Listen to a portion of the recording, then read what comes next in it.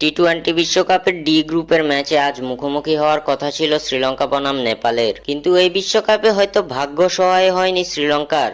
T twenty বিশ্বকাপে নিজেদের প্রথম দুই ম্যাচ হেরে বাকি থাকা দুই ম্যাচের জয় নিয়ে সুপার এইটে যাওয়ার জন্য লড়াই করতে চেয়েছিল শ্রীলঙ্কা। তবে ফ্লোরিডা অনুষ্ঠিত হতে যাওয়া শ্রীলঙ্কা বনাম নেপালের মধ্যকার ম্যাচটি বৃষ্টির কারণে পরিত্যক্ত হয়ে গেছে, যার কারণে টি-টোয়েন্টি বিশ্বকাপে 2024 আসর থেকে ছিটকে গেছে লঙ্কানরা।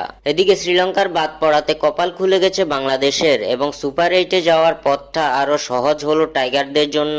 নেপালের বিপক্ষের ম্যাচটি পরিত্যক্ত হওয়ার কারণে লঙ্কানরা পেয়েছে 1 পয়েন্ট। বাকি থাকা এক ম্যাচে নেদারল্যান্ডসের বিপক্ষে যদি জয়ও পায় শ্রীলঙ্কা, তাতে কোনো লাভ হবে না তাদের জন্য।